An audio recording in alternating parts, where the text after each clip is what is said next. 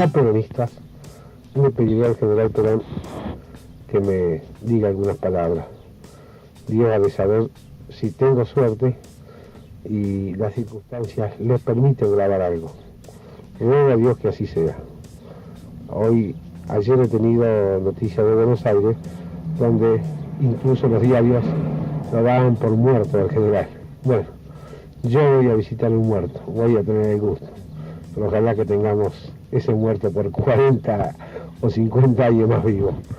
Nada más, y Dios quiera que, pido de todo corazón, Dios quiera que Perón quiera decirnos alguna cosa para nosotros. Esto no tiene ningún fin ni de propaganda ni periodístico, sino solamente para los amigos, los peronistas sin aditamento, nada más. Nosotros hicimos realmente una revolución en el país, viendo los anales de la legislación. Todos esos son los anales de la legislación argentina. De eso las 2/3 partes es la legislación nuestra. Una tercera parte, fíjese, hasta acá, hasta 1945, es la legislación anterior. Todo esto es nuestro hasta el 55, hasta acá. Sí. Todo esto y los últimos 2 tomos de arriba es la legislación nuestra. Es decir, que nosotros hicimos una revolución, hicimos un cambio total en el aspecto constitucional.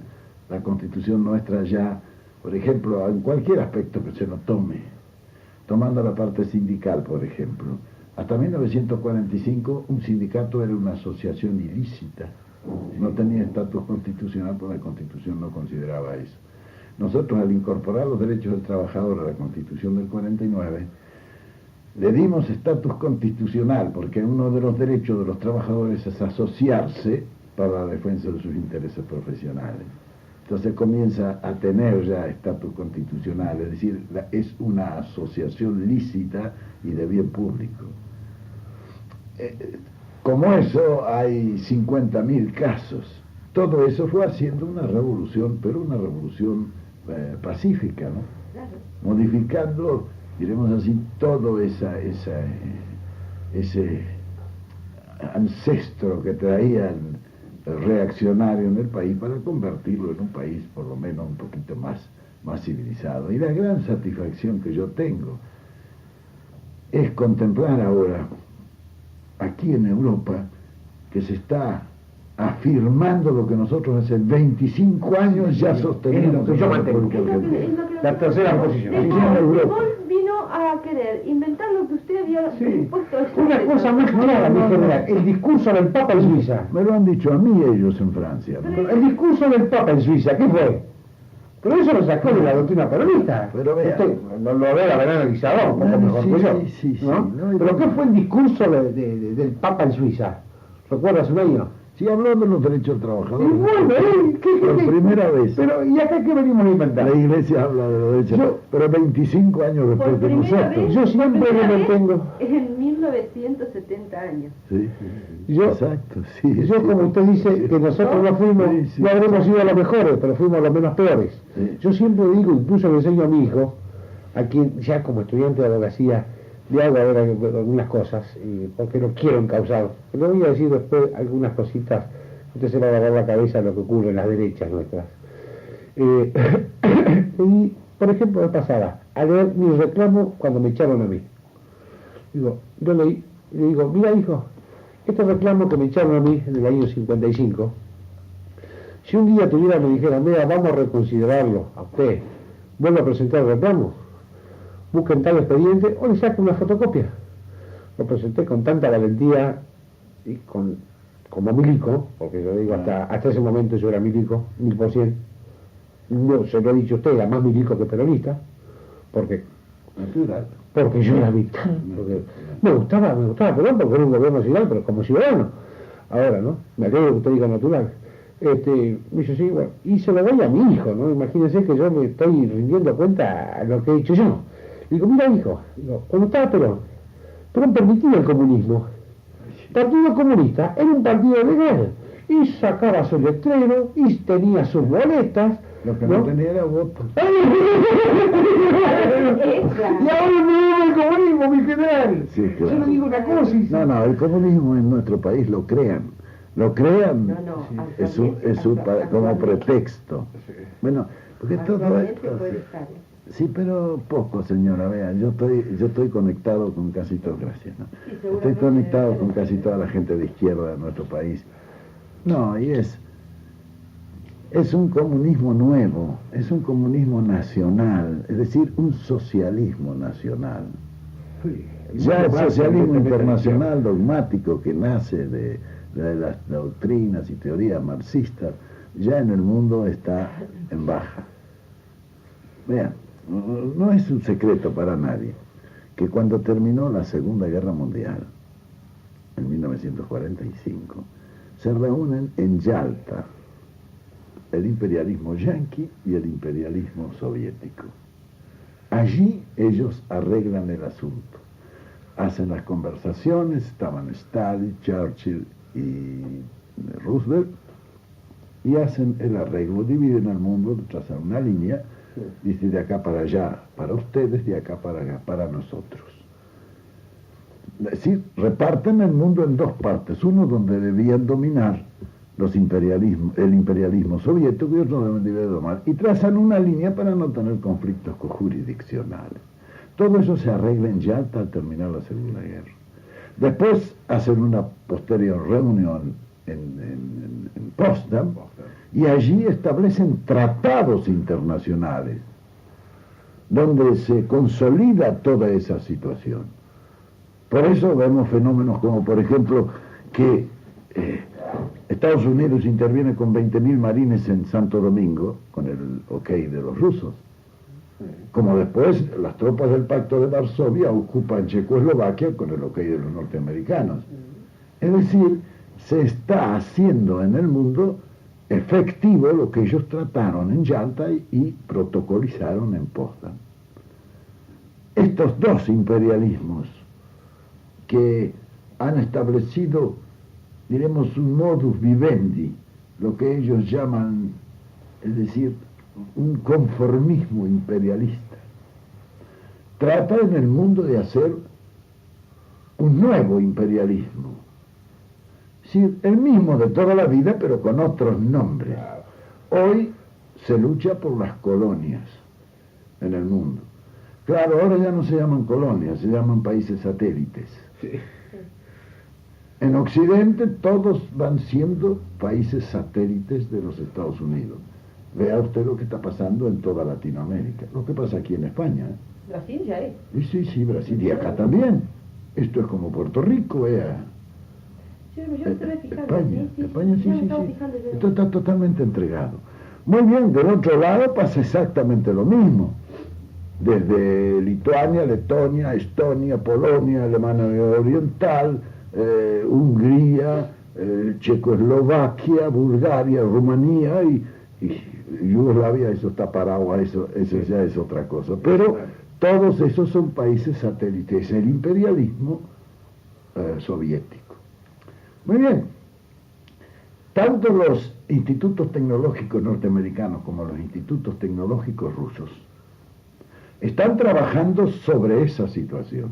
Ellos saben que los imperialismos siguen un desarrollo parabólico, como han sido todos los como fue el Imperio Romano. Todos nacen, crecen, se desarrollan y después envejecen y mueren.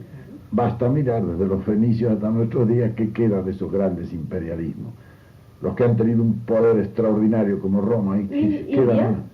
Sí, y bueno, y empecemos por Egipto.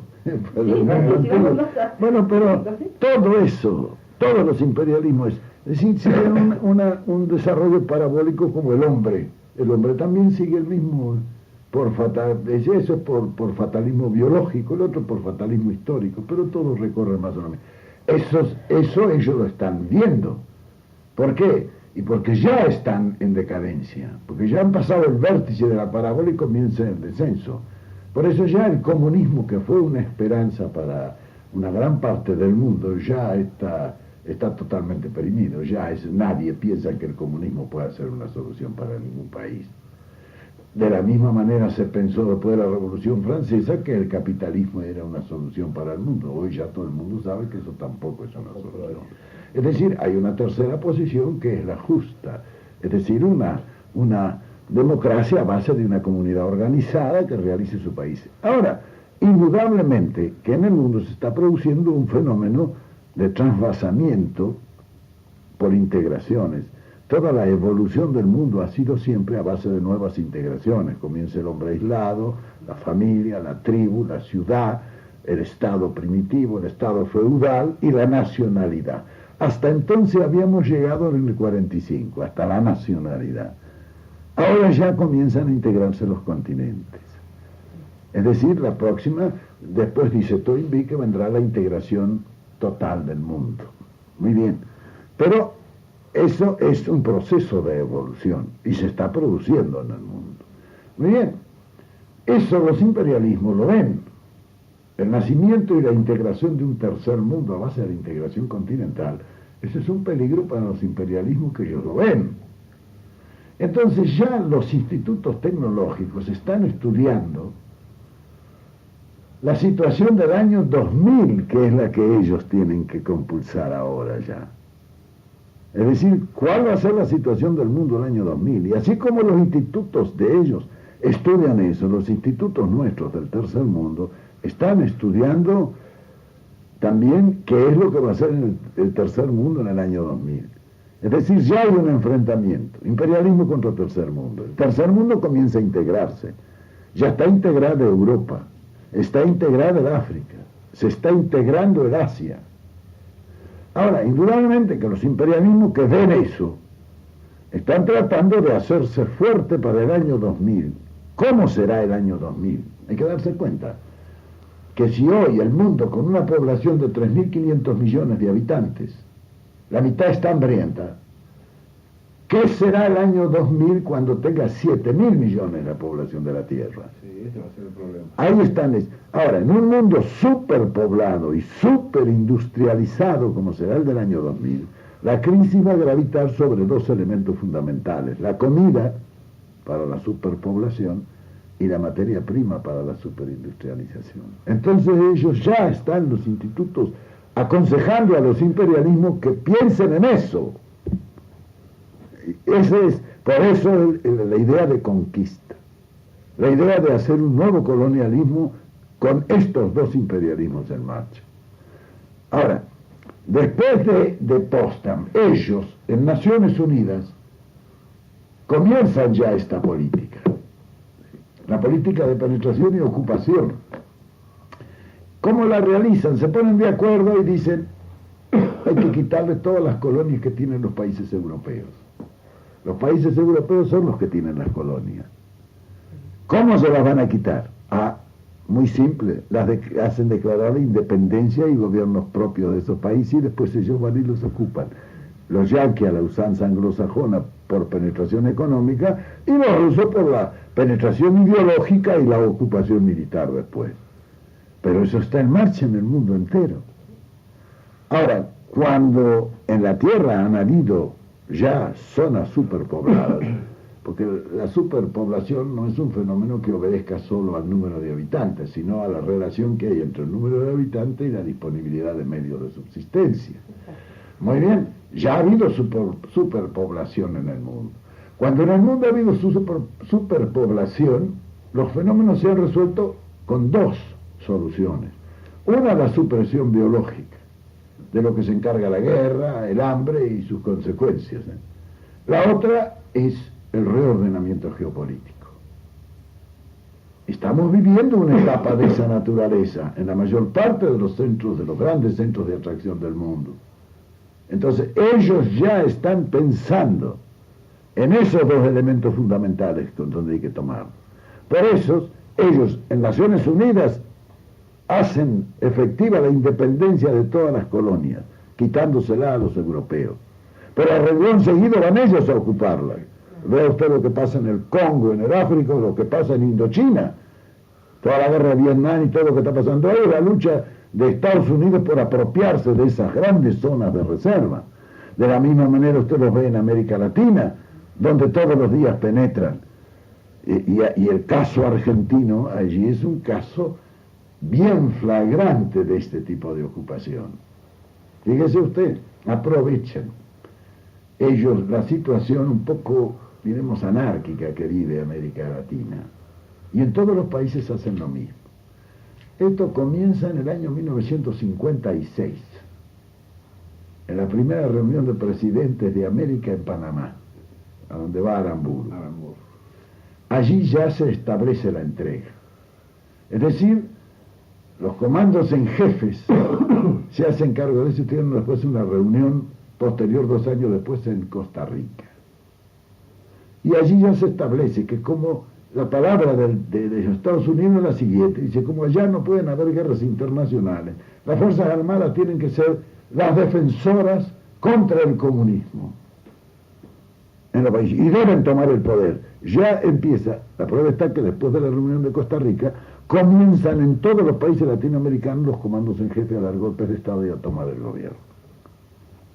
Lo nuestro es una consecuencia de eso mismo. Primero fue Brasil, después fue, fueron todas, Venezuela, Colombia, Perú, Ecuador, todos. Muy bien. Todo ese proceso es un proceso dirigido, no es un proceso que se produzca porque sí. La prueba está que en todos los países nuestros se produce igual. Claro. Exactamente igual en uno que en otro. Decir los yanquis, gracias. Yo prefiero estos que son más suavecitos. Bueno, todo eso, no se moleste. Todo eso en cuestión, uno lo va viendo. Véanlo en la República Argentina con la llegada de Onganía. Onganía llega allí, nosotros que hicimos realmente una revolución que nos costó 2 años de preparación, primero para tener, diremos así, la preparación humana, que la hicimos desde Trabajo y Previsión, y la preparación técnica que le hicimos del Consejo Nacional de Posguerra.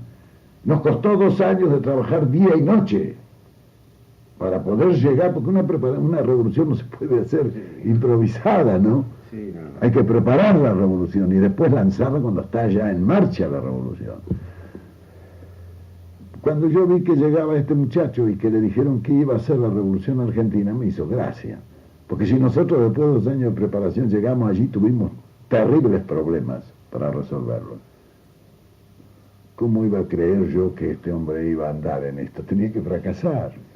Llegar ahí con un peludo regalo a hacer una revolución. Lo que le pasó a él fue muy simple. Llegó allí, se encontró con ese problema, eligió su gabinete, entre quienes, los que hacían ejercicios espirituales con él, por un lado, esos trasnochados de toda la vida, un sector del Ateneo de la República, que son esos nacionalistas macaneadores que hace 40 años que vienen hablando y nunca hacen nada, un sector agroexportador, Salimé y compañía, y un remanente del sector gorila que todavía quedaba dentro de los tipos señora Hans y todos esos tipos. Muy bien. Comienza. Estos 4 grupos, en vez de gobernar, se empiezan a pelear entre ellos a ver quién va a quedar con el poder detrás del trono. Entre tanto, el Fondo Monetario Internacional, al cual se han hecho socios estos cretinos, porque ese es el que realmente gobierna, le empieza a cerrar el crédito a la República Argentina en todas partes. Cuando el país está casi en cesación de pago, le presentan el problema, Onganía no tiene más remedio, es decir, cualquier solución. ¿Cuál es la solución? Cambiar el gabinete y nombrar un nuevo gabinete. Claro que al presentarse eso, ha mandado su ministro de Hacienda por todas partes, los ministros de Economía por todas partes a pedir limosna, el crédito más se ha venido abajo. Ese tipo que va a pedir limosna a un ministro, imagínense, el país de ese ministro pierde el crédito totalmente. Muy bien, se le presenta el Fondo Monetario Internacional y dice, nosotros le abrimos el crédito. Bueno, pero necesitamos garantías. ¿Cuáles son las garantías? El ministro de Economía lo nombramos nosotros. No tiene más remedio que aceptar. Entonces ellos sacan de una de sus compañías del monopolio yanqui, sacan un empleado y se lo ponen de ministro de Economía, Krieger Sí, que aparte de eso creo que es ciudadano americano, ¿no? También, pero es empleado de ellos. Sí, ciudadano. Ahora, ¿qué es lo primero que hace Onganía cuando Krieger cuando llega ahí? Estabilizar la moneda. Para los que no encuentra nada más peregrino que de 120 pesos que estaba entonces, o 160, 120 o 130, no me acuerdo, lo baja a 350. A renglón seguido los yanquis se compran todo, con moneditas. Fíjese usted que se compran 25 bancos en un mes. 25 bancos. Más de 100 empresas industriales, es decir, todas las empresas puntas de la industria que nosotros habíamos ya creado, se la compran, y se la compran por chirolitas. A renglón seguido comienzan a comprar tierras, toda la zona uranífera de Mendoza, y todo eso lo van a comprar ellos. ¿A qué obedece esto? Y a lo que venimos diciendo, están tomando las fuentes de riqueza del país porque ahí es donde lo toman al país. De forma pacífica, sin guardar marina, nada de eso. Natural, de manera que, ¿qué va uno si esto obedece a un plan que se está realizando? Ahora, yo lo conozco perfectamente bien, porque cuando yo llegué en 1946 el gobierno pasaba lo mismo. Solo que no habían penetrado tanto los yanquis. Pero todos los servicios públicos pertenecían o a los norteamericanos o a los ingleses. Todos los transportes de nuestra exportación estaban en manos de los ingleses o de los norteamericanos. El sistema bancario era un sistema bancario para ellos. La deuda externa era de 3.500 millones de dólares. Y por la amortización de intereses de eso y servicios financieros para las empresas extranjeras, nosotros pagábamos de 1.000 a 1.200 millones anuales de dólares en divisas. Es decir, el pueblo argentino estaba trabajando para pagar sus trampas. Muy bien. ¿Qué hicimos nosotros? Cuando yo llegué ahí y teníamos que poner en marcha un plan quinquenal, teníamos 800.000 desocupados que había que darle ocupación, es decir, crear trabajo. Nosotros traíamos un plan quinquenal listo para crear trabajo y dar plena ocupación al país. En un país que está todo por hacerse, ¿cómo va a haber casi 1 millón de desocupados que no tienen trabajo? Eso era ridículo. Muy bien. Eso nos costó a nosotros una semana de reunión en la Casa de Gobierno sin salir de la Casa de Gobierno, hasta resolver el problema. ¿Cómo lo resolvimos? En primer lugar, evitando la evasión. Porque el sistema bancario es un sistema preparado especialmente para evadir, como que ese sistema bancario lo había hecho Otto Neumayer, un inglés. Lo había hecho para los ingleses. Y para poderse llevar la plata que se producía con el trabajo argentino, llevársela o para Inglaterra o para Estados Unidos. Lo primero que hicimos fue una ley bancaria que nos permitiera esa evasión. Muy bien, cuando cerramos ese agujero ya era un sistema, el sistema financiero internacional es un sistema de vasos comunicantes. Solo que nosotros no teníamos una llave para cerrar, cuando chuparan de allá, cerrarle para que no se llevaran, ¿no? Le hicimos la llave, eso fue la reforma bancaria, evitar que nos descapitalizaran a través del sistema bancario. Cuando hicimos eso, nos dimos cuenta que a través de la exportación nos robaban la mitad de la divisa, porque exportaba Bungibor, como ahora. Y como Bungibor es una compañía inglesa internacional, vendía Bungibor de Buenos Aires a Bungibor de Pakistán, por ejemplo. Indudablemente que los precios que ellos facturaban era la mitad del precio que habían vendido, o que sacaban como provecho de la venta en otras partes. Y fácil, un cónsul lo untaban un poquito, le certificaba eso y traían. Si ellos habían exportado por 1.000 millones de pesos, traían 500 o 400 millones. El resto se lo robaban. Y el país iba quedando sin divisas, así. Muy bien. Cuando vimos eso, hicimos la ley nacional bancaria. Es decir, la ley de cambios. Esa ley de cambios estableció un control ajustado a la exportación. Ya no pudieron robar por ahí. ¿Saben cómo nos robaban? Hacían contrabando de exportación. Y entonces nos robaban toda la divisa. Entonces vino el YAPI. El YAPI impidió todo ese robo. Cuando nosotros cerramos todo eso, ordenamos enseguida la construcción de una marina mercante porque estábamos pagando 800 millones de dólares anuales a las compañías norteamericanas e inglesas para sacar nuestra producción. Cuando hicimos nuestra marina mercante, ya eso quedó en el país. Es decir, esto era un colador a través del cual se escapaba todo el producto del trabajo argentino. Tapamos los agujeros y entonces empezó a juntar plata. Tan así que a fines del 47 nosotros no sabíamos qué hacer con la plata, ya estábamos ya. Diga, ¿cómo nos robarían? Que con los 1.000 millones que nosotros teníamos que pagar el año 46 y parte del 47, 1.000 millones de dólares cada año, compramos todos los servicios públicos. Hicimos una marina mercante. Y entonces los servicios financieros, que antes era de 1.000 a 1.200 millones, bajó a 90 por año. Entonces, indudablemente, cuando tuvimos todo ese dinero, porque poner en marcha un país que está detenido es como poner en marcha cualquier empresa, se hace a base de inversión.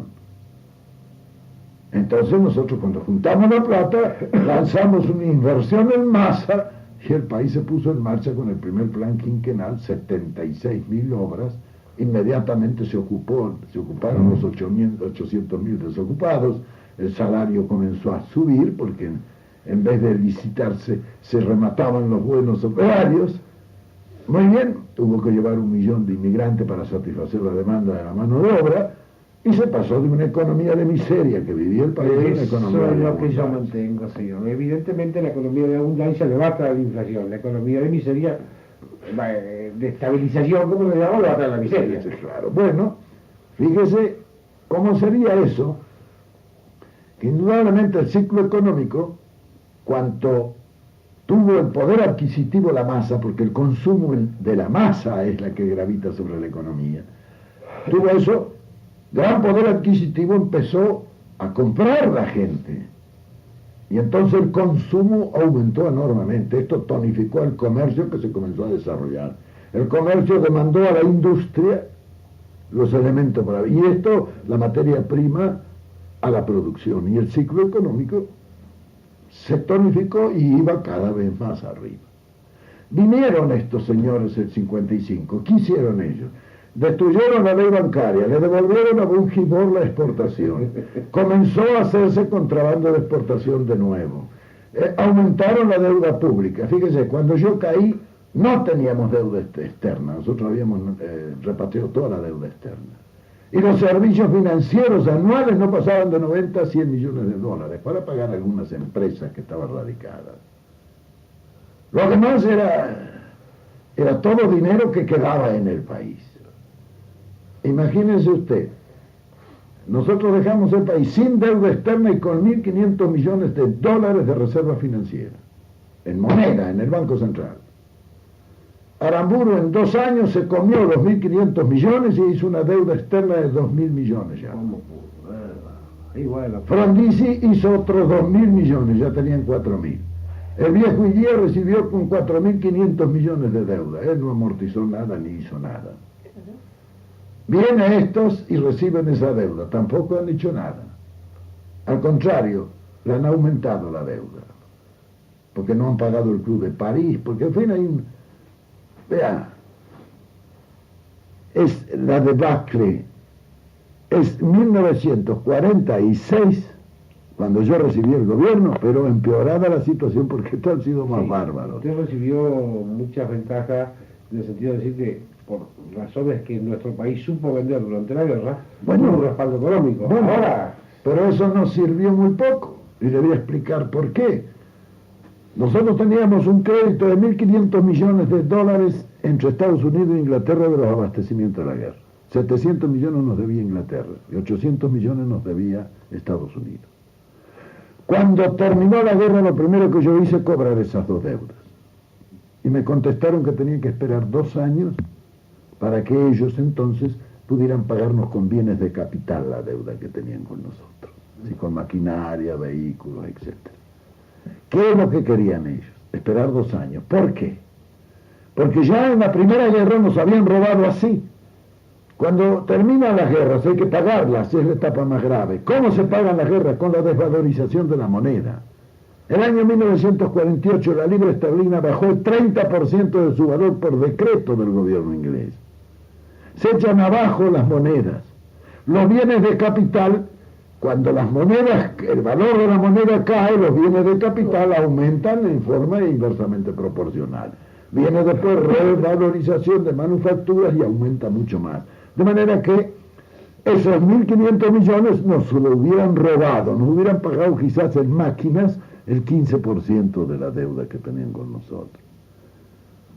Entonces, ¿yo qué hice? Como nos debían 3.500, dije, no, de los 3.500 nos descuentan 1.500. Si no nos robaban. Así empezamos a repatriar la deuda nosotros. De manera que eso no nos sirvió para nada. La plata que nosotros empleamos para movilizar al país fue plata que hicimos nosotros evitando que nos robaran. Bueno, si usted ve esa situación y ve cómo se solucionó ese momento, bueno, es lo mismo que hay que hacer ahora, no hay otra cosa. Hay que hacer una ley bancaria que no nos desvalijen. Hay que evitar que a través de la exportación nos roben la mitad. Y hay que evitar que nos hagan contrabando de exportación que están haciéndolo actualmente. De modo que todo ese proceso, yo lo conozco bien porque yo lo he pasado eso.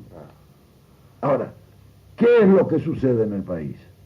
Estos señores hicieron una división en tiempos. Tiempo económico, tiempo social y tiempo político. Es decir, como si la vida se pudiera dividir en tiempos. Sería lo mismo que en un cuerpo humano usted parara todo y dejara la circulación para evitar la anemia, ¿no? Claro, lo más probable es que si dejara solo la circulación y suprimiera las demás funciones, el tipo se muriera, ¿no? Bueno, es lo que le ha pasado al país. La actividad funcional de un país toma lo político, lo social y lo económico integralmente, y uno tiene relación con lo otro, eso no se puede dividir, solamente se le puede ocurrir a un camello.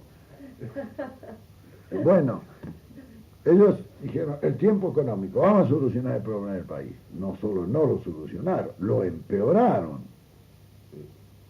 Llega ahora y dice, bueno, ahora el tiempo social, pero es que no han resuelto el tiempo económico. Y están complicando el social. Ahora, ¿por qué no han resuelto el tiempo económico? ¿Por qué no han liberado el país? Para que el país pueda hacer lo que nosotros hicimos, tienen que conseguir primero la independencia económica.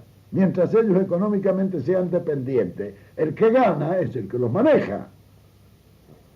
Y nadie es libre en un país esclavo, ¿no? Y entonces, mientras ellos no se independicen económicamente, es decir, no liberen al país de los yanquis, que son los que lo están aplastando y exprimiendo, ellos no resolverán el problema económico, como no lo hubiéramos resuelto nosotros si no nos liberamos. Ahora, mientras no resuelvan el problema económico, ¿y cómo van a resolver el problema social? Nadie puede dar lo que no tiene. Bueno, esa es la actual situación del país. Una cosa más simple que esa no puede haber. Ahora, esto, cuando no se resuelve, porque si pudiera ser que cuando no se resuelven los problemas el país queda parado, no, pero el país va para atrás. El país no es que se quede parado, el país retrocede cuando no avanza. No se queda parado. Que no avanza, no está detenido, retrocede. Claro. Eso lo dijo el general Perón. Sí, pero sí, hace muchos años, sí. Bueno, pero yo le voy a decir a usted, la enorme satisfacción que tengo yo es esta.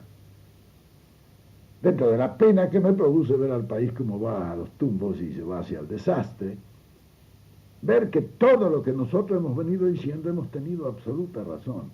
Pero lo curioso es esto, que no es solamente allá, acá en Europa. En Europa se está produciendo una revolución. En 1968 en París, las barricadas, fue la segunda revolución mundial. La primera fue la de 1789. Esta fue la segunda, que como aquella empezó también en París. La prueba está en lo que ha pasado en Europa desde el 68 hasta nuestros días. La influencia de la Revolución Francesa del 68. Y que está en marcha, ¿no? Eso no se ha parado, eso sigue. Fíjese usted acá, por ejemplo, los nórdicos. Suecia, Noruega, Dinamarca, los Países Bajos. que se consideran como los países mejor gobernados de Europa. ¿Qué son? Monarquías socialistas. Inglaterra, ¿por qué mantienen el gobierno socialista? El gobierno laborista es un gobierno socialista. Eso es una monarquía, es un gobierno socialista. Alemania, los alemanes como hacen todas sus cosas, ellos se reunieron, hicieron los tacos, hicieron una inclinación de cabeza, se reunieron y resolvieron, hay que poner un gobierno socialista estable y librante. En Italia, ¿cómo se está produciendo la revolución? Y cómo hacen los italianos, con mandolina y acordeón, meta bochinchi, meta cosas, pero ahí lo tiene usted como está, eso están en plena revolución también. Es decir, que toda Europa. Ahora, ¿qué buscan esas revoluciones? Lo mismo que nosotros hace 25 años decíamos en la República Argentina. No quieren estar con uno ni con otro imperialismo. Quieren integrarse a Europa para independizarse del imperialismo yanqui. Quieren mantener al imperialismo soviético en sus fronteras. Es decir, una tercera posición desde el punto de vista ideológico y desde el punto de vista internacional. Pero si uno ve, ¿qué buscan ahora? El participacionismo. Si eso lo inventamos nosotros hace un cuarto de siglo. En fin, todo lo que nosotros hemos venido sosteniendo es lo que se sostiene hoy en Europa. Hemos sido precursores, ¿no? Hemos pagado el precio que pagan todos los precursores, pero nadie nos puede discutir eso. Yo actualmente estoy trabajando en un instituto tecnológico en París. Instituto Tecnológico del Tercer Mundo, que mientras estuvo De Gaulle en el gobierno era un instituto del gobierno, ahora es un instituto particular, pero un poco ayudado también. Ahí nos sabemos reunir 1 o 2 veces por año y cada uno expone allí. Ahí hay gente de todas partes y gente muy importante, especialmente de Francia. Muy bien. Cuando yo muchas veces he tenido oportunidad de exponerles lo que nosotros pensábamos en 1945, la gente se mira. Se mira, porque es lo que ellos están sosteniendo ahora. Vea, es extraordinario. Bueno, gracias. Es el caso del descubrimiento de la pólvora, ¿no? Ahora. Sí. Bueno, por eso le digo, yo tengo en ese sentido enormes satisfacciones, pero los argentinos que me visitan, usted no pueden tener una idea de los contras que he recibido yo acá, que están de vuelta.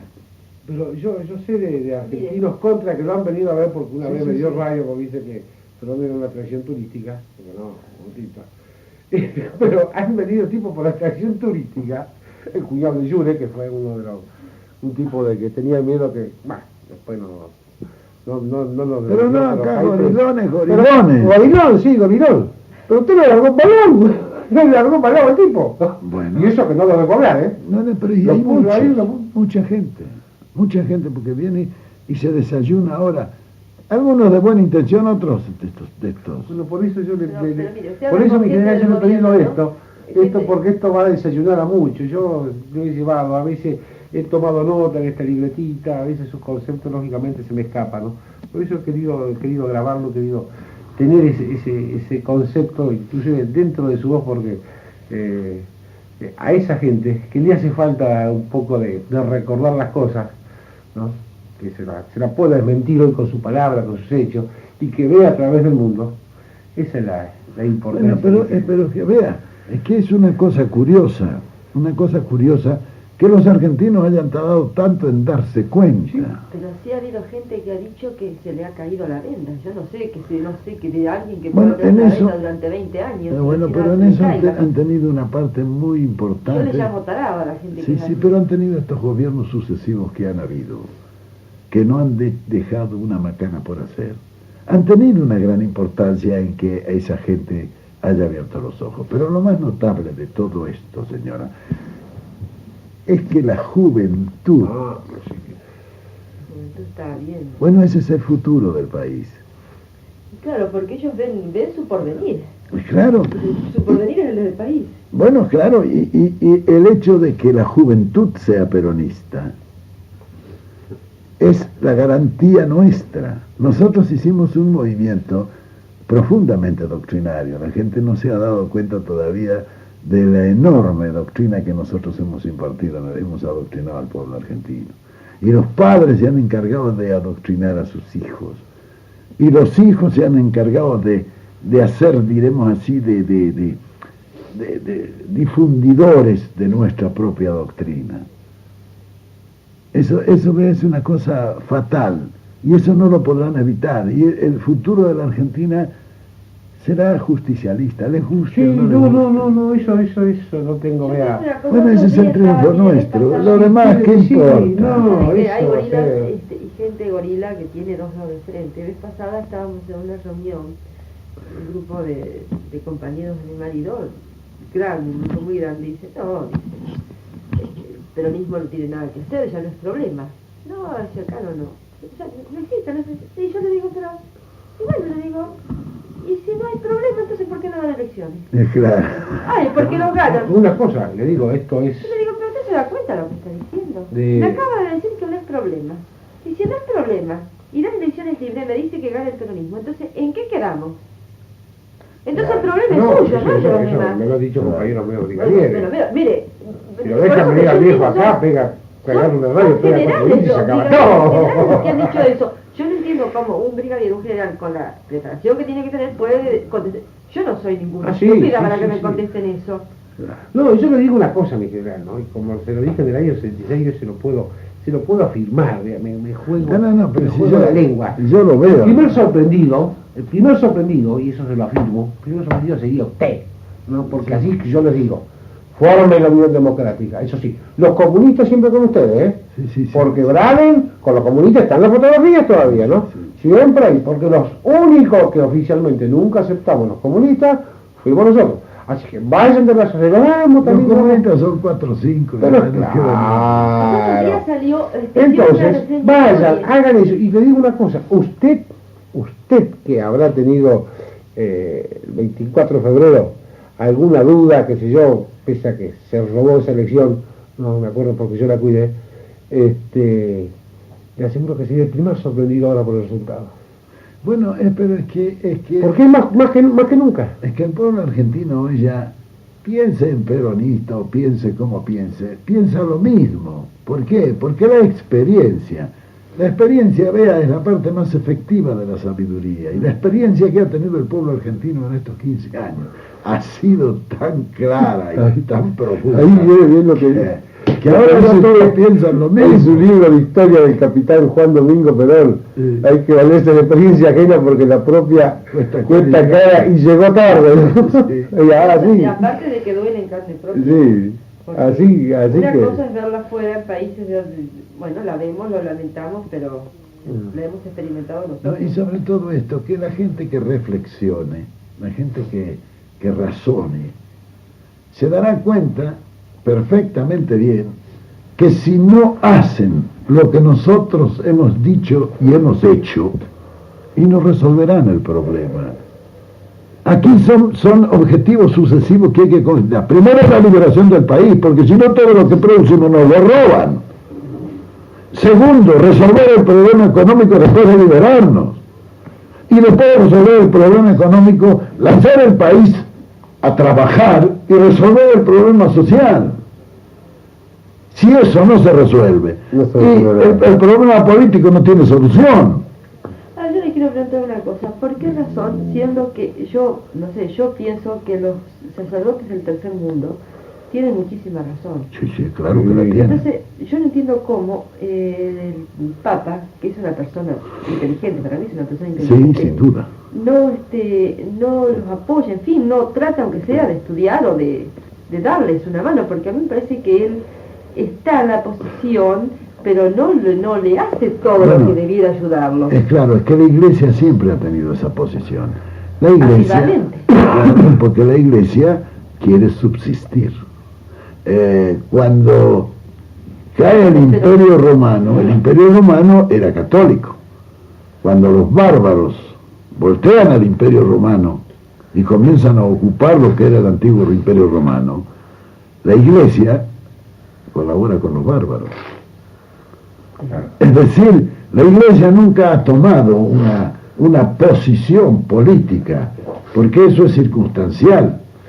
Ellos toman siempre una posición que esté sobre todo eso, pero que el Papa apoya eso, Y es cuestión de escuchar lo que él ha dicho. Sí. Y bueno, pero Dice lo mismo que están diciendo los sacerdotes del tercer mundo.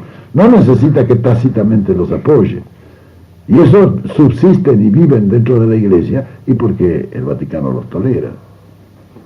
Vea, este Papa es mucho más importante. Es decir, esto comenzó con Juan XXIII, que fue el mejor Papa que ha tenido la Iglesia en los últimos 5 siglos, no hay lugar a duda. Él es el que ha puesto en marcha todo eso. Muy bien, este no es nada más que un heredero de él, que lo ha seguido haciendo, con algunos traspiés y con algunas cosas. La Iglesia indudablemente está en una crisis muy profunda. Y él tiene que defender la Iglesia, no se olviden que su función es precisamente esa. Entonces él tiene que navegar, el pobre también, porque él tiene que bendecir orbe et urbis. Sí, él tiene que bendecirlos a todos. Ahora, dentro de eso está la olla podrida, ¿no? bien podrida. Ya tenemos una En todas historia. partes, en todos lados. Los dogmas están siendo revisados en todos lados. Fíjese usted que una cosa curiosa que uno ve, por ejemplo, la supresión de los santos, se ha suprimido la mitad de los santos. Es decir, la Iglesia está en una revolución. Pero claro, él tiene que hacerlo con una gran prudencia, porque la Iglesia es fuerte, pero es frágil, es sumamente frágil. Entonces tiene que tener cuidado Con mucho haciendo. Pero, vea, en política es muy difícil. yo hace poco le mandé una grabación a los muchachos los sacerdotes del tercer mundo. Yo les voy a dar después un librito donde está ¿Cómo no, mira? compendiado todas las cosas que yo he mandado para allá, instrucciones y todo, donde ustedes van a poder leer el mensaje a los sacerdotes del tercer Acá mundo. nosotros tenemos a Ramos Mejía en la capilla donde hay un párroco que cada vez que ya ha habido 2 o 3 muy buenos, acaba ya. pues cada vez que hay uno que es del tercer mundo y que justamente mi hija dejó de ir porque resulta que cada vez que hay uno de esos buenos que ella va a escuchar los sermones, lo sacan, lo mandan a otra capilla porque este señor le molesta. Entonces da los sermones él y como todo el mundo bosteza, nadie va. Bueno, pero es lindo, ¿sabe por qué? Porque lo han mandado a un barrio obrero ahora. Entonces, Pero hay otros que los han mandado a otros lugares donde están Bueno, pero oscuros. los muchachos del tercer mundo están trabajando en las villas miserias, Sí. en todas esas partes donde ellos están mejor. sí. Ese es un problema que No es el no... problema de Neuquén, a ese lugar. Sí, pero y el de Cámara de Brasil, el obispo. Bueno, eso está sucediendo en todas partes del mundo, no es solamente allá. Aquí también, en todos lados. Vea que aquí la Iglesia tiene un poder tremendo, como que Donde tiene no el debe poder cambiar, total. en Italia no debe haber problema. No, hay está mucho cambiando, también, sí, no, también hay mucho. También hay Acá- mucho. acá- Esa es una cosa que sí es la revolución mundial. Yo creo que se han echado las bases ya para una nueva revolución. Ese filósofo francés, Larroque, que es de nuestro instituto también. Bueno, él dice que comienza la primera civilización universal. Hasta ahora las civilizaciones han sido en compartimentos estancos. Esta es la primera civilización universal. Él sostiene que nos encontramos ya en los umbrales, que ahora se va a iniciar una revolución, una civilización que es mundial, que es para todo el mundo igual. Yo creo ¿Quién es también ese en señor? eso. Larroque, La roca francesa. Sí. francés, sí, es un filósofo francés.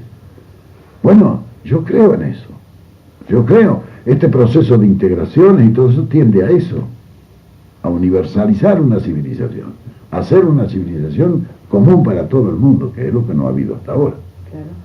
Ahora, eso también tiende a una integración mundial, que es lo que sostiene Toynbee. Toynbee dice que el próximo paso de la integración, después de la integración continental, es la integración universal. Es decir, que se va a llegar, lógico, porque el proceso nacionalista ha tenido tanta fuerza en las nacionalidades. ¿Por qué? Porque todo el proceso de revolución en la Edad Media fue a favor de una propaganda por las nacionalidades, Claro. es decir, el nacionalismo. Pero ahora ya eso está siendo sobrepasado por la integración continental. Ahora vendrá el continentalismo en vez del nacionalismo. Y después del continentalismo la evolución no se detiene, en consecuencia la integración tampoco se detiene. Es muy posible que nos corramos después. Bueno, cuando ya el nacionalismo haya muerto. ¿Por qué? Porque el continentalismo lo va a suprimir como suprimió los estados feudales el nacionalismo. Claro. Y vendrá después el internacionalismo, que terminará también con el continentalismo. Es decir, son etapas de la evolución para el futuro que debemos irlas previendo, porque ahora marcha muy rápido esto. La Revolución Francesa tardó 1 siglo y medio en meterse en todas partes del mundo, pero en esa época se andaba en carreta. ¿Cuánto va a tardar estas nuevas ideas en impregnar al mundo ahora que andamos en jet, ¿sabe? Claro. La velocidad ha cambiado. Y las comunicaciones son... Sí, claro, han empequeñecido la Tierra. La Tierra es chiquita, ya se puede gobernar, desde un lugar de la Tierra se puede gobernar la Tierra. Es decir, tenemos que ir pensando en eso. ¿Por qué? Porque ya lo tenemos en las puertas del siglo XXI, del siglo eso. Y ya empieza dentro de 30 años. Sí. Es decir, para mí, todo el proceso está afirmado sobre esa integración. Por eso yo me he puesto a trabajar decididamente en eso. Yo ya el problema... El tema que está hace 25 años que reconoce. Claro. El problema argentino para mí ha pasado a ser un problema, diremos, anecdótico dentro de un gran cuadro que compulsamos nosotros. Nosotros estamos todos... No los abandono de manera alguna, pero le voy a decir a usted, tiene mucho más importancia la integración continental de Latinoamérica que la liberación de un país. Nosotros durante 10 años demostramos que un país puede liberarse interiormente, y nosotros fuimos libres y soberanos durante los 10 años de gobierno justicialista. Nadie metió la nariz allí sin que llevara su merecido. Fuimos un país libre y soberano, lo que prueba que se puede liberar el país dentro de las fronteras. Pero lo que no puede hacer es consolidar esa liberación rodeado de países y payos y con toda la sinarquía internacional echada sobre el país que lo aplasta, que es lo que nos pasó a nosotros. Entonces, es claro. Entonces, para liberarse nuestros países es más importante la integración continental que la liberación de un país. Cuba se ha liberado, pero ¿hasta cuándo liberará esa liberación si lo dejamos aislado y solo a los cubanos? Lo mismo pasa, está liberándose Perú, está liberándose Bolivia, pero ¿cuándo? Si ya los yanquis los están aplastando allí, como nos aplastaron a nosotros. Muy bien, entonces, ¿qué tiene más importancia? Tiene más importancia integrar el continente, porque es más fácil liberar al continente que liberar un país, sobre todo para consolidar esa liberación. Pero yo me estoy dedicando a eso. A todos los dirigentes populares de Latinoamérica estamos unidos. Estamos trabajando en eso. ¿Está unido usted con Perú y con Bolivia? Sí, cómo no. Sí. Casualmente me escribió Bando hace poco, agradeciéndome, etcétera. Nosotros hemos fundado el Instituto de Apoyo a la Revolución Boliviana en Argentina. Yo soy presidente honorario. Es decir, no honorario, soy presidente. Bueno, a todos los que, claro, nosotros no tenemos menos que apoyar a los países que se liberan. Y estamos ligados a todos los que están luchando, en Chile con Allende, en Brasil con los traballistas de allí, con Goulart y su gente, en Venezuela con Rojas Pinilla, en Colombia con Rojas Pinilla, en Venezuela con la gente de Pérez Jiménez, etcétera, con Velasco Ibarra en Ecuador. En fin, estamos unidos todos y luchando. En este momento en París sabemos hacer una reunión macanuda en ese sentido, ¿no? Bueno,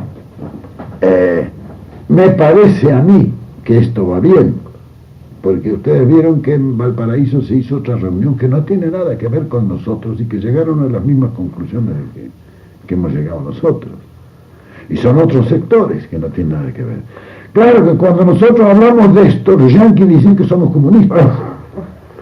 Claro, sí, para ¿Y los comunistas qué dicen? Los comunistas no hacen nada. Los comunistas, el comunismo es una cosa ya superada.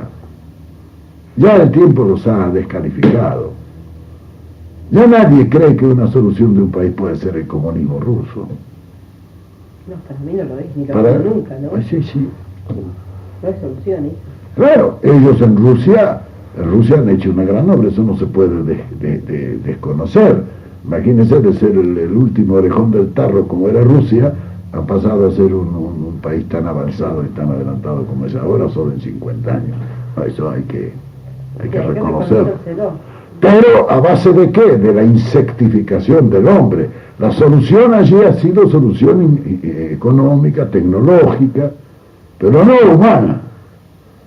Desde el punto de vista humanístico, no han hecho nada nuevo, al contrario.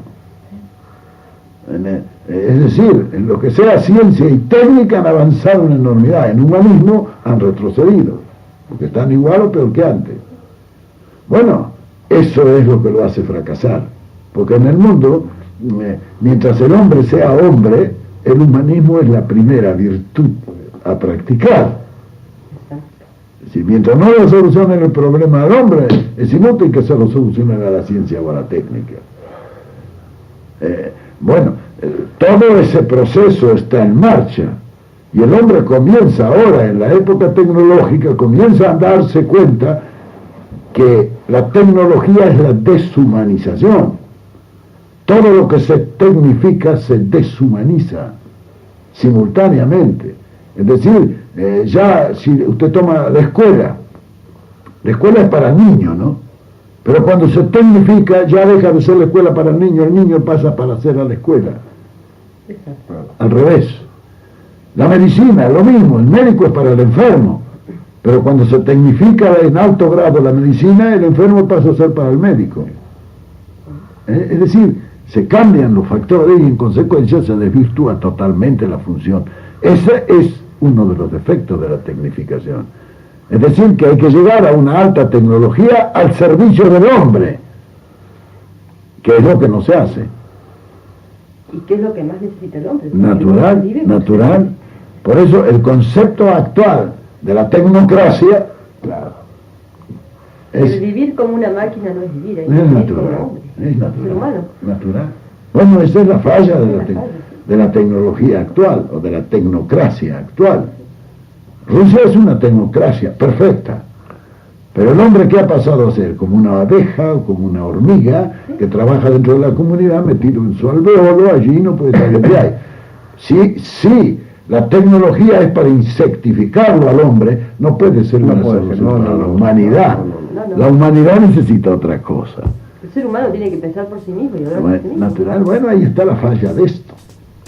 El justicialismo, por ejemplo, ha establecido por principio eso. Todo lo que se haga es para el hombre.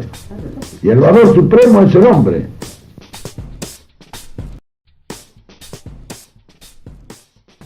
De los 10 años nuestros, ¿estuvieron mal o estuvieron bien?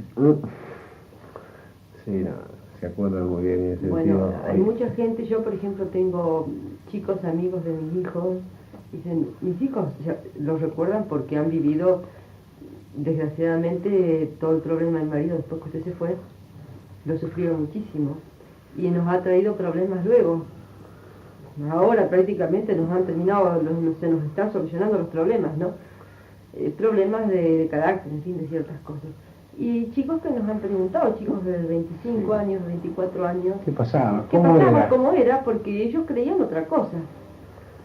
Bueno, muy sencillo, le digo yo, tu padre, decime cuánto gana ahora. Y el papá ahora tiene que salir a la mañana y qué sé yo, bueno, preguntarle en qué época se compró la casa, el auto y todo lo que tiene. ¿Cuándo se lo compró? Y cuando yo era chiquito, teníamos 5 años cuando fuimos. ¿Y quién estaba? Y no sé, estaría Perón, porque en esa época estaría Perón. Bueno, pregúntale a tu papá a ver si trabajaba como antes y se lo compraba ahora. Muy sencillo. Sí. ¿No? Hay gente que es recalcitrante y muchas veces mucha gente no lo dice porque... Pero si yo tengo mujeres amigas mías, señoras amigas mías, ¿no? Que ellas dicen, no, sí, pero no, una porquería, patatín, patatán, patatán. Digo, mirá, le digo, no digas eso porque si vos vas a afiliar al partido peronista, sí, yo tengo guardado el carnet. Por la duda. Y en serio que lo tiene guardado, porque me lo mostró. Pancistas. Sí, ¿Pero se da cuenta usted? Bueno, pero te voy a señalar, los pueblos en general, no hay que hacerse ilusiones con ellos. Los pueblos están formados por un 5%, un 10% de idealistas y un 90% de materialistas. Desgraciadamente los pueblos son así. No se les puede pedir más. Ahora, el idealista reacciona por instinto. El materialista reacciona solamente por desesperación. Sí. Ahora los materialistas están comenzando a reaccionar. Sí. Mi general, Y como esto va de mal en peor, sí, no. la reacción será cada vez Ya el más. agua no está acá. No. Claro. Se está llegando Nosotros tenemos acá. el agua acá, ¿no? Ya decimos no hagan olas. Evidentemente, ya desde que lo conocimos, yo siempre dije no fue un táctico, fue una estratega. Y ahora que está en esta cuestión del tercer mundo, de la integración ya mundial, evidentemente está pisando más alto, lo dije recién, no nos olvide. No, bueno, porque No, en esto va la solución de todos, ¿no? Claro. Sí, pero ¿sabes lo que Ya pasa? no es la solución solo de un sector, No, no. lo que ocurre, mi La general, solución es para todo o ninguno. Y estamos bien Nosotros no instalados. nos realizaremos jamás en un mundo que no se realice. Tenemos que realizar, gracias. Nuestro mundo tenemos que realizarlo para podernos realizar nosotros dentro de él. Por eso tiene más importancia el trabajar arriba, trabajar con un horizonte más ampliado. En esto hemos tratado mucho y hemos discutido mucho. Yo de paso, de cuando en cuando, también hago para allá, para la parte nuestra. Pero claro que yo estoy ya metido en otras cosas un poco mayores, que no son para nuestra generación, ni para la que viene, probablemente sea para la otra generación. Pero es que así se prepara el trabajo.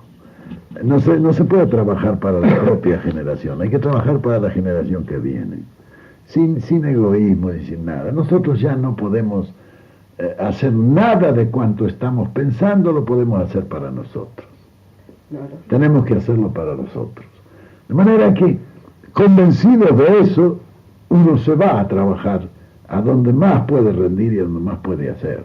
Yo tengo una inmensa experiencia que a servicio de quién la voy a poner. En este momento al servicio de la República Argentina no vale la pena que la ponga, mientras no se reconquiste allí la posibilidad de hacer.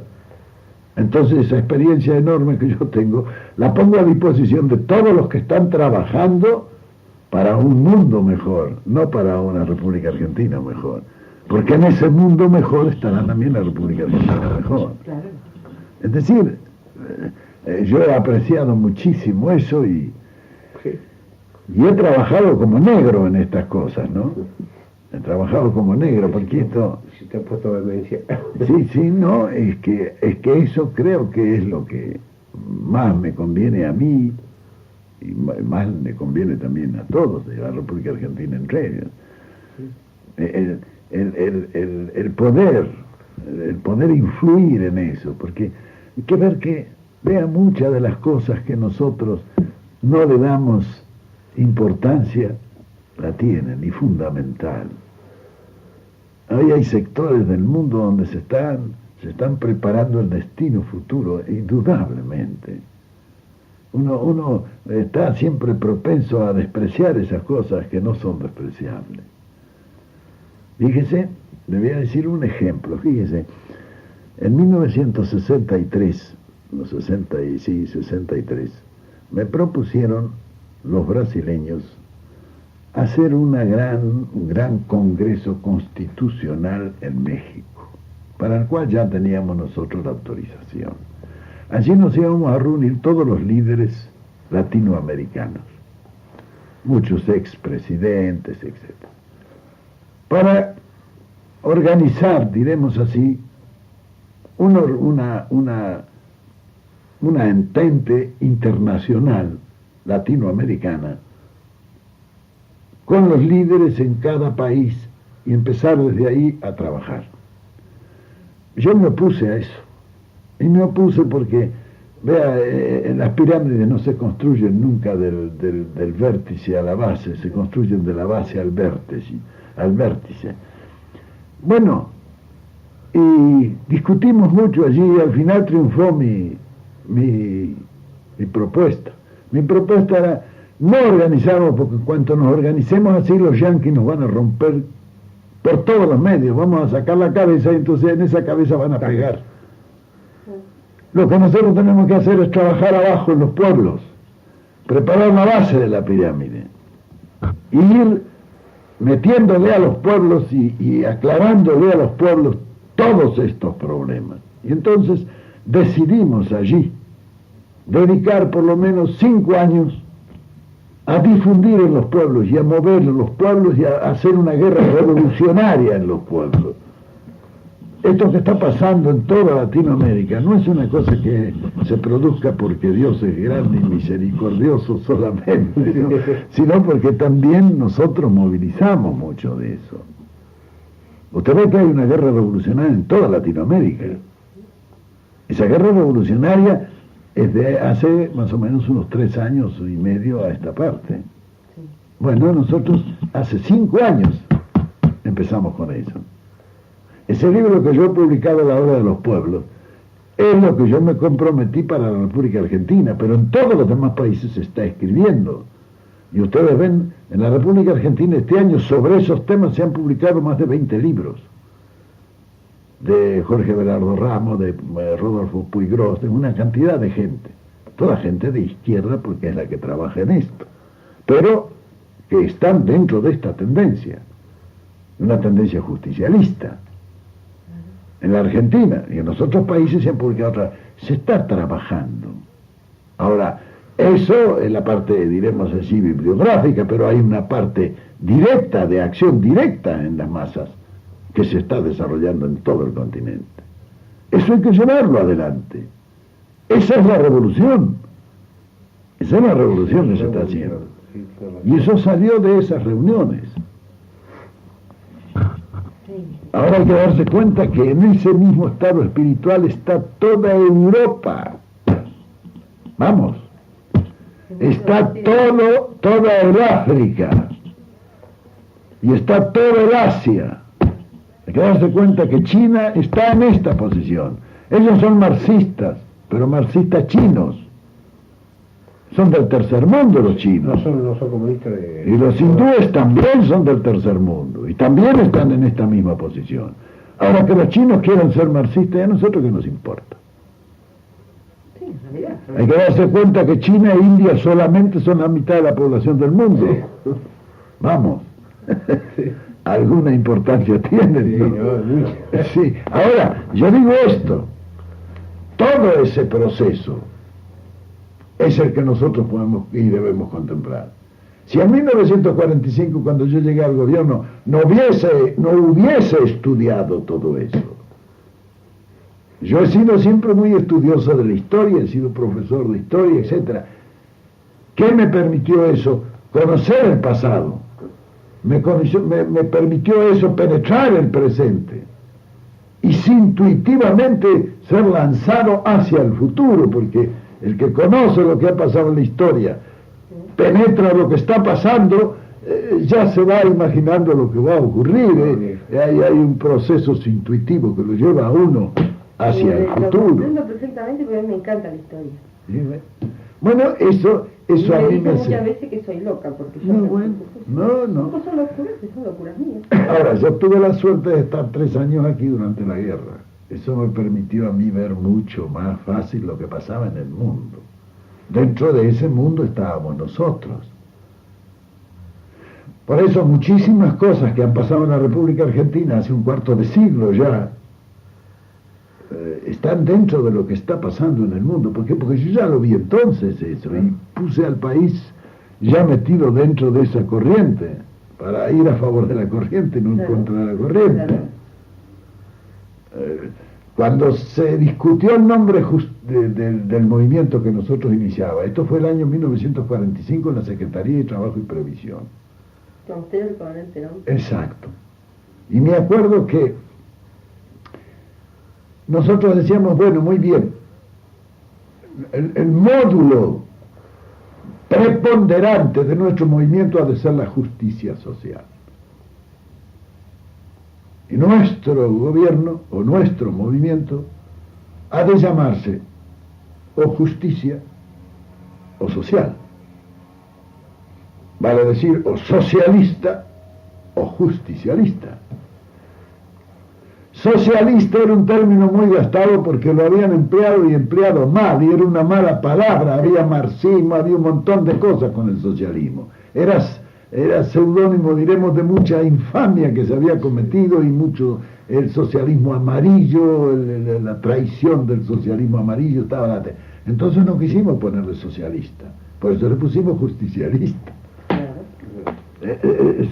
Se da cuenta, es decir, todo eso va dando explicación a cuál era nuestro pensamiento en eso. Y yo escribí entonces, en aquel entonces ya, escribí ese librito que se ha publicado después que se llama La Comunidad Organizada, donde están los 20 grandes principios en que se afirma la ideología justicialista. Los 20 grandes principios. Vea, y es una cosa curiosa que uno lo lee ahora y está Actualizado. Yo en este momento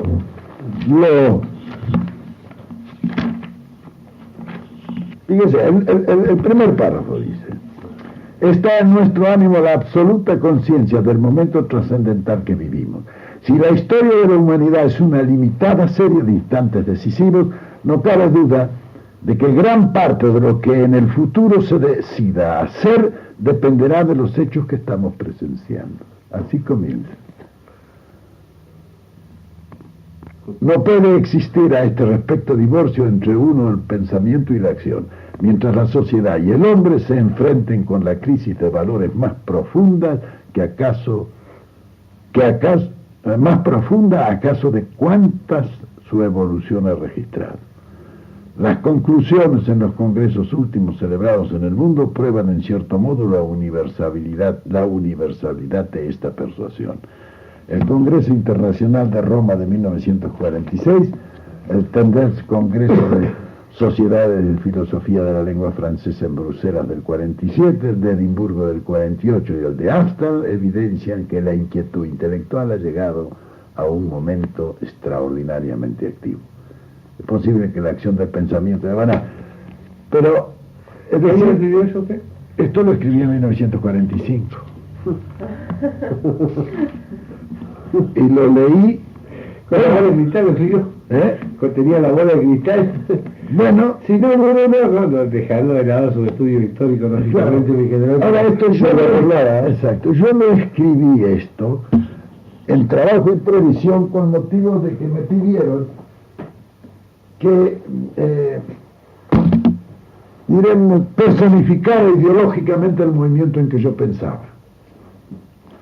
Entonces escribí ese libro, que después lo completé y lo mejoré, y el 49 lo presenté al Congreso de Filosofía que se hizo en Mendoza, un Congreso Internacional de Filosofía. Yo leí este trabajo, bueno, que es un trabajo eminentemente filosófico. Muy bien, lo leí ahí y después se publicó, diremos, un poquito, claro, porque para presentarlo al Congreso de Filosofía le di un poco de carácter más filosófico. El que yo escribí inicialmente era más de carácter político, es decir, político-filosófico. Este es filosófico-político, digamos así, ¿eh? Pero son los 20 grandes principios que rigen la ideología nuestra. Y después vino la doctrina. La doctrina son las formas de ejecución de esta ideología, ¿no? Nada más. Y después yo escribí el otro libro que es Conducción Política. Conducción Política ya es la ideología realizada por la doctrina en la conducción masiva del pueblo. Es decir, he ido completando, diremos así, toda la obra que yo vengo pensando hace más de un cuarto de siglo, ¿no? Mucho más. Claro, en realidad yo no he sido otra cosa que profesor toda mi vida, ¿no? No, usted es un estudioso, un investigador. Sí, bueno, he pasado estudiando, sin duda, señora. Porque usted estudió lo pasado, historia, ¿no es cierto? Lo ha profundizado muchísimo y está investigando el futuro, que es lo más importante. Las conclusiones del futuro que salen solas. Salen solas, pero hay que elaborarlas. Sin duda, hay que llevar hay que estudiar, lógico. Estudiar, como en todas las cosas de la vida, ¿no? Yo me he pasado estudiando toda mi vida, Es ¿no? muy interesante. Y sigo estudiando ahora. Y ahora me doy cuenta más que sé menos que nunca, ¿no? Como Sócrates. Sí, claro. Empieza a aprender y cuando se da cuenta que no sabe nada. Así es. Yo me voy allí, por ejemplo, yo soy muy amigo de Josué de Castro, un filósofo brasileño muy notable, que escribió La geografía del hambre, es un hombre con gran tendencia social. Y estuvo hace pocos días aquí, me vino a visitar. Yo voy a París a visitarlo a él. Somos muy amigos y trabajamos juntos en esto. Él tiene allí, es presidente del Centro Internacional pour le Développement. Es una sigla para cubrir un lugar donde se trabaja para estas cosas, porque eso es lo que 100% está de acuerdo con las ideas. Es decir, él comparte totalmente las ideas y yo comparto las de él, ¿no? Claro. Ahora, da gusto ir allí porque uno se empieza a tomar contacto con gente extraordinaria. Hay verdaderos valores en Francia, sobre todo en París, hay cosas extraordinarias de gente que está en estas cosas, ¿no? Y que está trabajando en esto. Ahora, tienen un gran defecto, que dominan los temas y los presentan de una manera maravillosa, pero después cuando hay que llevarlos al campo de la realización ya no se entusiasman. No se entusiasman por hacer. Son hombres de concepción, no de ejecución. No de acción. Exacto. Por eso necesitan hombres de acción. Y yo les decía allí que una revolución, tanto en un país como en el mundo, se hace de una sola manera, con un grupo de realizadores y varios millones de predicadores, así como hizo Cristo, ¿no?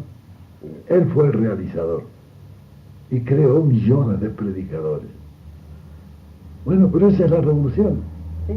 Si lo que Cristo hizo en el mundo fue una revolución, Sí. que después los mismos revolucionarios se encargaron de frenarla, ¿no? Pero Sobre todo en la Edad obra Media, sí. que como yo pienso con lo poco que sé, que si la Edad Media, y le digo a él y él me dice, vos estás mal, si la Edad Media no hubiera existido, nosotros estaríamos mucho más avanzados en investigación en todo. Sí, En general, Para mí fue una lápida de mármol que nos pusieron durante Sí. todo ese tiempo. 300 años se prohibió leer el Evangelio. En fin, todas esas cosas que hubo en la Edad Media que hubiéramos estado mucho más adelantados en ciencias y en muchas cosas, ¿no? sí. Es mi manera de pensar. No es exacto, yo también pienso lo mismo, señora. Le quiero hacer un alto, mi general. ¿Eh? Quiero hacer Sí. un alto, no lo quiero cansar tanto. No, por favor. Dígame, ¿quiere usted acompañarme 5 minutos a caminar aprovechando esta luz? Sí, vamos. No, ¿sabe por qué? Te ¿Vas quiero a pedir sacar un favor. fotografía? Le voy a sacar fotografía y la voy a sacar cine. ¿Te quieres Porque, filmar? no, lo quiero filmar, ¿sabe por qué?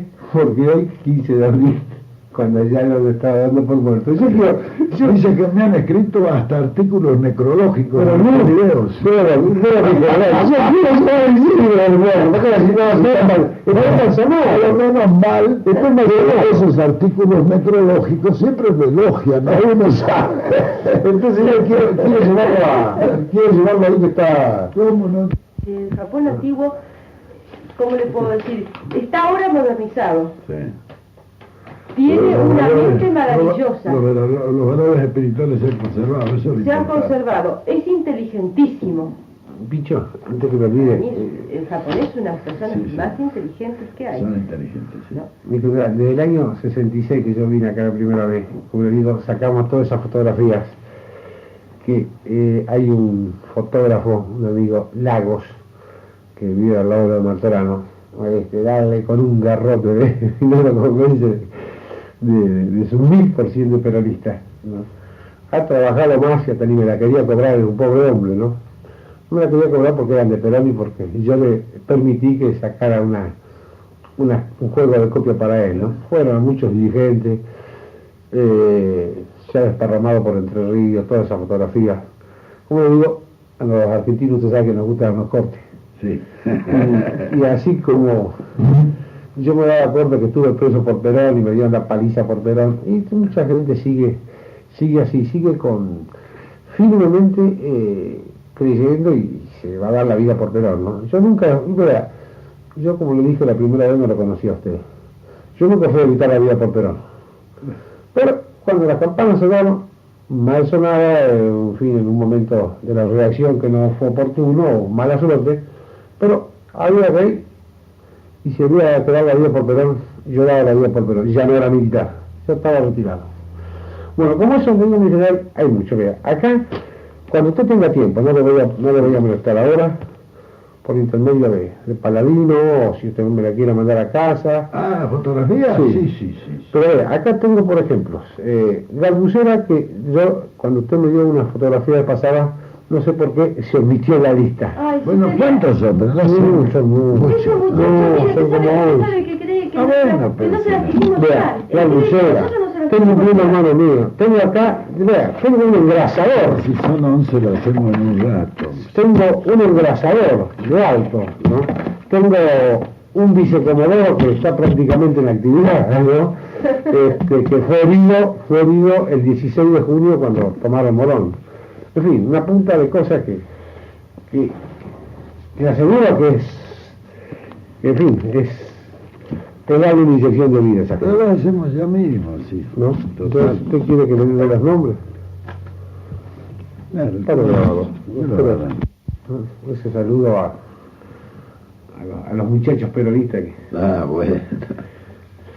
China, bueno, yo cuando hablo de mis tareas internacionales, es decir, fuera de la esfera nacional, me refiero a que estamos trabajando también para lo nacional, ¿no? Nada que sea... Esto es una esencial. Sí. Nada que sea internacional. No, así no lo moleste. En el sentido que yo trabajo deja de ser nacional, ¿no? Sí, no, yo le digo, mi general, evidentemente, no va a ser para nuestra generación. Nosotros estamos un poco impacientes, ¿no? Sí, Usted, bueno. Queremos Es que ver el todo- cambio, queremos volver a vivir el país de Perón. Eso es lo que la gente quiere, ¿no? Eso es, Bueno. desgraciadamente, la impaciencia. Bueno, de- desgraciadamente, coronel, esa época ya no se puede vivir porque pasó. Ahora, el futuro tendrán que construirla nuevamente para poderla vivir. Y los que tienen que construirla es la generación que viene. Nosotros, como generación, hemos cumplido con nuestra misión, hemos hecho todo lo que hemos podido. Y creo que hemos hecho bastante y nos ha costado muy caro y lo hemos hecho con todo sacrificio, con todas las... Ahora le toca a la gente joven tomar ellos las banderas nuestras y llevarlas al triunfo. Es mucho más fácil ahora que cuando nosotros empezamos hace 25 años. Sí. Ya tienen 25 años andados, de manera que ellos tienen que hacerla. Ahora, indudablemente que tal cual está la situación, no solamente de la Argentina, del mundo, ya no se pueden hacer las cosas como pretendimos hacerlas nosotros, incruentamente. Ahora, indudablemente, el desemboque de la guerra revolucionaria pueden ser dos desemboques. Uno puede ser hacia que venga una comprensión mayor y se puedan organizar las cosas y resolverlas revolucionariamente sin tener necesidad de pelear. Esa puede ser una. Un poco, diremos, conveniente, muy conveniente, pero poco probable. La otra es que esto desemboque en una guerra civil. No solamente allí, en todas partes.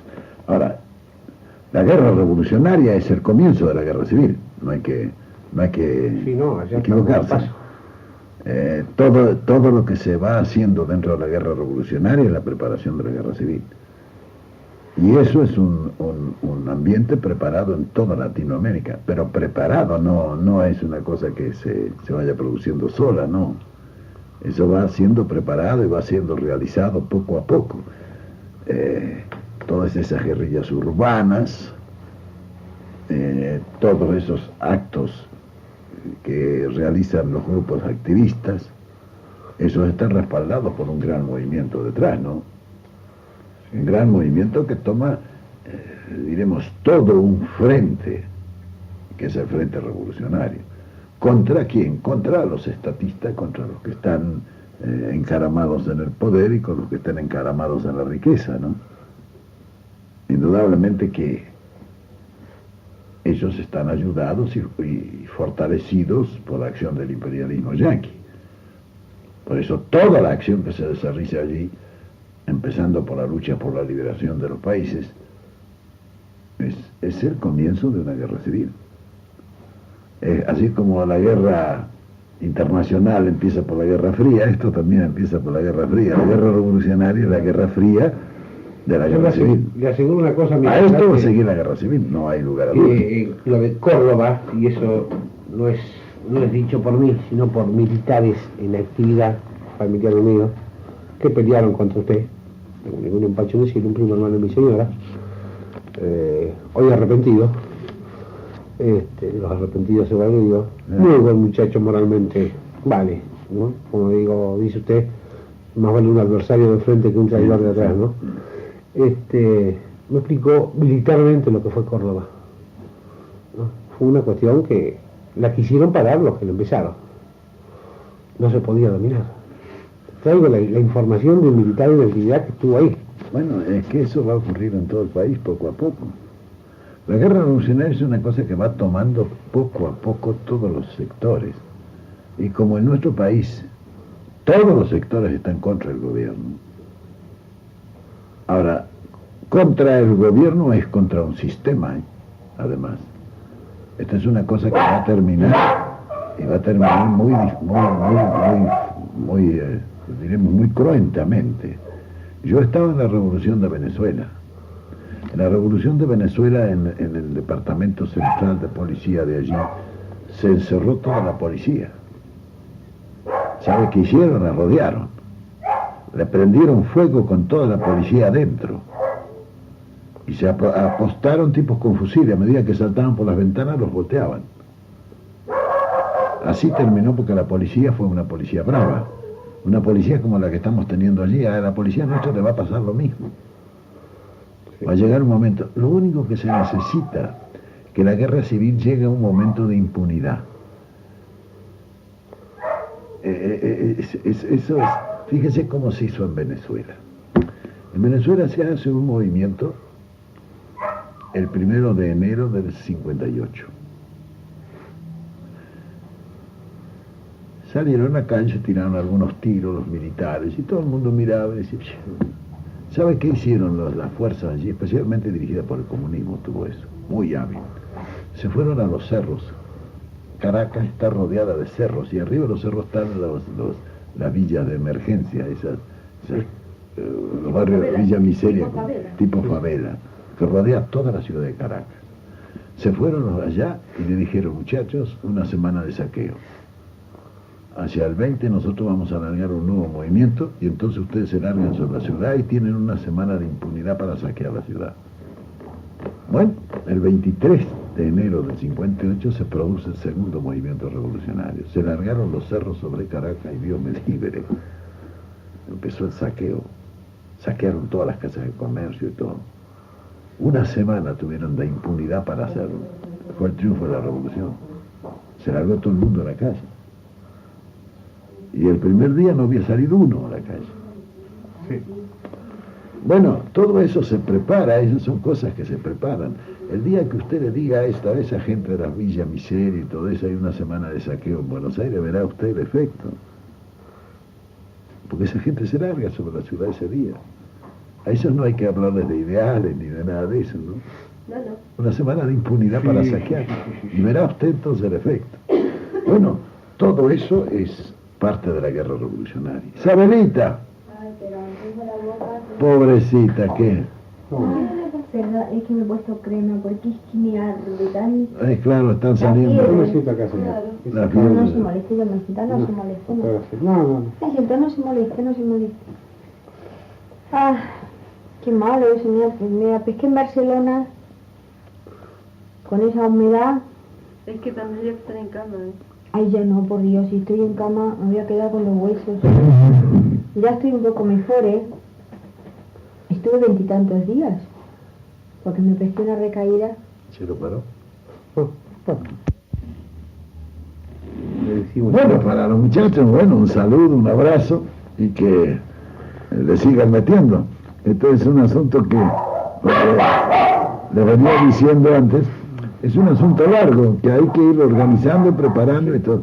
Ahora, lo importante es que cada uno luche en la esfera de acción en que él trabaja. Hay siempre distintas maneras de luchar. Unos luchan conversando, otros luchan saboteando, otros luchan haciendo guerrilleros, otros en fin, pero todos luchan.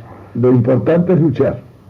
Cuando todo eso se suma, es natural, porque este tipo de guerra revolucionaria es como el resto de las guerras. Algunos creen que las guerrillas y todo eso es una cosa nueva. La guerrilla es más vieja que el mundo. Posiblemente la guerra primitiva fue la guerrilla. Ya Darío II hacía la guerra de los escitas, ese tipo de guerra. Nosotros los profesionales hemos estudiado la guerra de guerrilla. En nuestro país, el norte se sostuvo con guerra de guerrilla, de Güemes, de lo que sea, pero en todas las guerras del mundo han existido. En la última guerra se hizo guerra de guerrilla en el frente ruso, en fin. De manera que esta es una cosa vieja como el mundo. Ahora, indudablemente que para practicar ese tipo de guerra lo usa el que es más débil. Lo mismo que en la guerra internacional, ¿no? Cuando uno es fuerte, reúne el ejército, si es más fuerte que el contrario, una batalla decisiva y la gana y bueno, y termina la guerra. Cuando no se está en fuerza, es que uno entonces hace la guerra de guerrilla. Es decir, una guerra de desgaste. Es un medio para irlo desgastando al enemigo hasta desgastarlo de tal manera que se le pueda dar el golpe final. Eso es la guerra revolucionaria. Ahora estamos en guerra revolucionaria y bueno, y esa es la que hay que practicar. Cada uno en la medida. Una señora hace la guerra revolucionaria en el mercado cuando protesta airadamente contra los precios, y el obrero cuando protesta contra los salarios bajos. Todos están haciendo la misma. Todos hacen una acción. Ahora, las organizaciones hacen su trabajo en la misma forma. Es decir, que cuando no se puede dar una batalla decisiva para ganar al enemigo la guerra, es necesario dar miles y miles de pequeños combates todos los días, que sumado es como si fueran una gran batalla. Es otra forma de lucha. Bueno, en eso estamos empeñados y eso hay que seguir. Y que Dios quiera que cada uno sepa interpretar su deber y cumplirlo. Otra cosa, mi general, y la última pregunta que le hago. Cuando usted estaba enfermo, se hicieron declaraciones en Barcelona que usted iba a volver antes de lo que muchos creían. Bueno, eso dicen los muchachos, que ellos van a posibilitar de que yo vuelva. Yo debo volver cuando sea posible, ¿no? ¿Qué voy a ir a caer ahí ahora como Perú de regalo a qué? Sí. Es decir, para irme yo allá, el 64 ya hice un intento, no porque estaban dadas las condiciones para irme.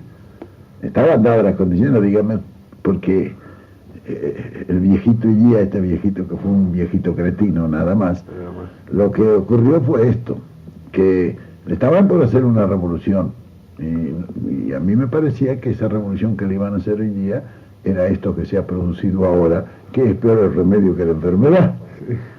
Entonces yo mandé al doctor Remorino para que tomara contacto y dijera, y el gobierno empezó a hacer declaraciones. Primero Illía dijo que no había exiliados, que los exiliados podían volver al país. A la semana dijo lo mismo el ministro de Relaciones Exteriores, Abad Ortiz, dijo que el país no tenía exiliados, que los exiliados que estaban en el exterior podían regresar al país cuando quisieran. Y lo dijo en el extranjero. Y después Palmero, el ministro del Interior, dijo, y si el general Perón está en España, porque le gustará estar en España. Yo saqué un boleto y me fui. Y me paran en Brasil y yo cuando le digo al ministro que me fue a ver al aeropuerto, le digo yo, ¿cómo ustedes hace poco tiempo nos dijeron que ustedes no tenían nada que ver en el pleito argentino? Dice, pero ahora hemos recibido un pedido del gobierno argentino oficialmente para que no lo dejemos llegar a usted. Bueno, en ese momento yo me iba para la República Argentina. Cualquier día que se presentase una situación en que me posibilitara regresar al país, porque claro, hay que darse cuenta que para que me paren de nuevo en el camino no es negocio ponerme en marcha.